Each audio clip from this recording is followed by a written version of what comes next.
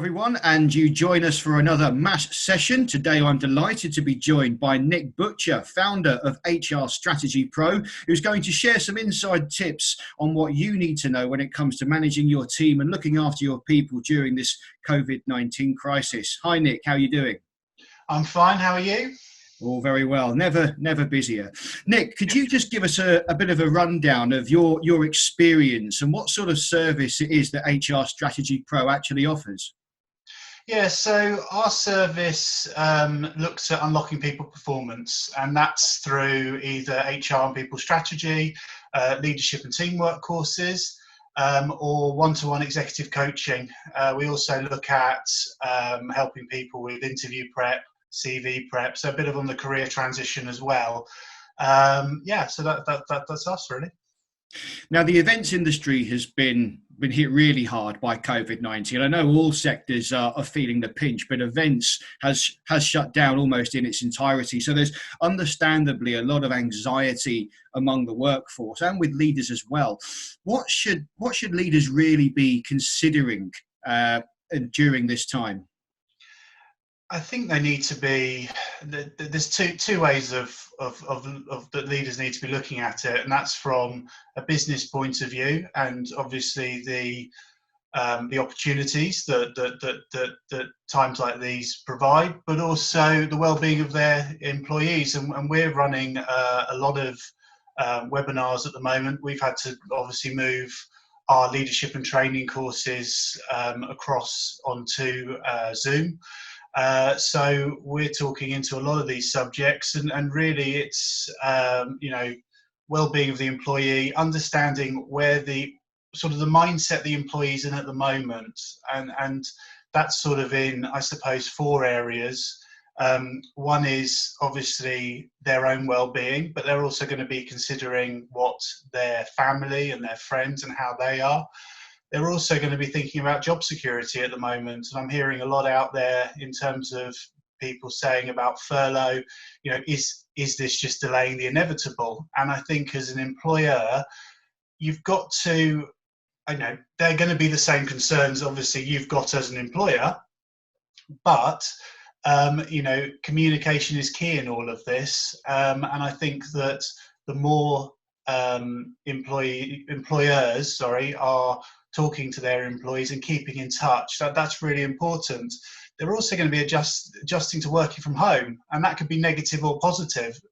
By the end of this, people might really like the fact that they're being able to see their kids a bit more, haven't got that commute into work, particularly if they're in big cities such as London and they've got 2 hours on a tube. You might find that you're going to get quite a different employee back who says, well, I've seen this new light, what does this mean for me now? They're also going to be worrying about the economy as a whole as well, like we all are. What does this mean for investments, property prices? And I suppose the question that both employers and employees have got, everyone's got, is how long is this going to last for? So yeah, a lot of concerns at the moment. And I think from an employer's point of view, we've just got to be communicating with our employees, and yes, we haven't got all the answers, but we need to be seen, even if it is through Zoom and areas such as that. You touched on it briefly there, but it sounds like furloughing is going to create almost like a new relationship between employer and employee. I mean, is there any way of understanding what this new normal might look like when it comes to that relationship? I think that's what we need to be asking ourselves as business leaders at the moment, because I think we've got two new normals. I think we've got the new normal at the moment, which is very much a reactive new normal. And then I think we've got the longer term new normal as well, when we go back to work. We're seeing this, and when we're talking to clients, we're talking about this almost in three stages. And I think we're in stage 2 at the moment. The first stage was very reactive, what's going on, and you were hearing a lot about that, the fight mentality, that it was almost like we're in a war situation. And I think we've got to move out of that now, because we're now into the how do we adapt it stage. So we are furloughing employees, we are working from home. I think we're very closely going to be going into our next stage, if we're not even there already, which is the plan and prepare. So we've got everyone working from home at the moment, but this isn't going to be the long term. How do we plan and prepare to almost be at the starting line when we are, allowed back outside, I suppose is the best way to put it. I mean, an employer and a business is really going to be remembered for how they treat their employees during this crisis. Yeah. What does that mean for communication? I mean, we can't underestimate its importance right now, can we? It's absolutely key, and I think this is a real opportunity for employers to, as you rightly say, this is either going to be remembered in a positive light of my employee stayed in contact with me, it was tough, but we got through it, or it can go completely the other way and say, well, you left me. I felt completely on my own. Now, that might not be the intention of the employer, but they've got to understand how they're coming across. So when they're communicating to people, and I've spoken to a couple of people about this, where they said, well, my boss, we did a video call this morning. He sounded so depressed, or she sounded so depressed. It's affected me. And I think as business leaders, again, we've got to be thinking about how we're coming across. This is, unprecedented times.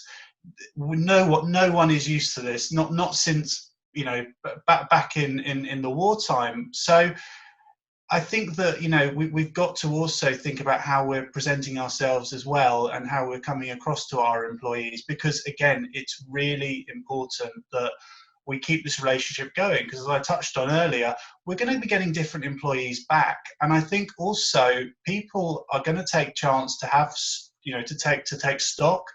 And there, you might find that the employees that come back suddenly turn around and go, well, actually, I was quite impressed with what the NHS were doing. I've suddenly decided to go into that field. I want to help people more. I think it's going to change a lot of what we see as businesses, what we see as jobs and careers, because people will see which careers were the vital, when absolutely, we were in complete lockdown, who still had the jobs. And I think that'll be quite powerful, actually. You see, one of the things I've enjoyed most about Zoom is getting an insight into where people live, and judging their living rooms and their decor. But I think, have you seen any kind of like quirky engagement activities that employers have done to not just make their employees feel welcome and to help, but to actually maybe extend that beyond into their own families and work from home lives as well? I have, yeah. I think, again, although people, so say someone's on furlough, for example, now you're not allowed to work in that time, but I'm seeing a lot of people still having the virtual Friday night drinks, which I think is really important, because again, if someone's off work for potentially 3 months, they need to be keeping in touch with what's going on. And I've also seen some really good examples. One is with Diageo, the drinks manufacturer. They are putting out not just well-being tools for their employees, but for their children as well. So learning coding. And again, that goes to the philosophy of, if my child is being looked after, myself as an employee, I am being looked after. So again, from an employer's point of view, it's not just what's in front of you. It's thinking about that whole I suppose, bubble around the employee as well, the network around them. Now, I understand you're running a series of online events and webinars to help people, get the most out of their teams and stay focused in the time of crisis. Can you give us an idea of what you've got coming up, the sort of content? I believe you've got a quite special project happening next week. Yeah, so we work a lot with a charity called Halow, which are based down in Guildford and look after young people with learning difficulties. And obviously the charity sector's been hit quite hard. So we've organised an event for next Tuesday, which is a fundraiser for Halow. Their co-founder and patron is the 1996 Formula One World Champion Damon Hill. And as you can probably see from behind me, Our one sort of unique selling point is that we work a lot in automotive and motorsport for our clients, and use the lessons from high performance sport and motorsport to take back into the business. So we've put together an event called The Mindset of a Champion with Damon, and he's going to be on the Zoom call with us and talking into his career and how he has, come back from setbacks, won world championships. It promises to be a really unique event, and as I say, that the money towards that goes towards Halow, who have had to cancel a lot of events, all their fundraising events, and it's affecting the services they're providing their young adults as well, which is really sad. I mean, I know a lot of charities, and we're all going through a tough time at the moment, but having worked a lot with that charity, and done CV and interview prep workshops with them, and getting them into work as part of their Disability Works campaign, you see the human side of it. So we're doing what we can do to help. We also run free events as well. So we ran last week with our partners Touchpoint, who are employee communication experts. We talked about communication in a lockdown, and again, this key of communication, and they gave some fantastic examples of how you can be staying in touch, even if it's just literally, if you haven't heard from an employee in a while, just ringing them up and saying, how are you? Because they might not be okay.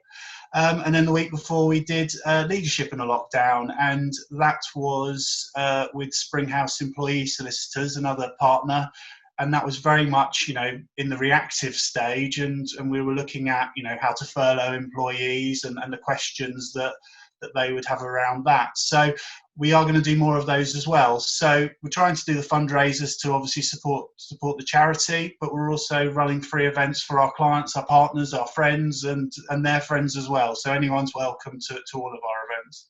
That sounds great. So we'll pop the website in the comment section of this video. But Nick, can you just give us the website?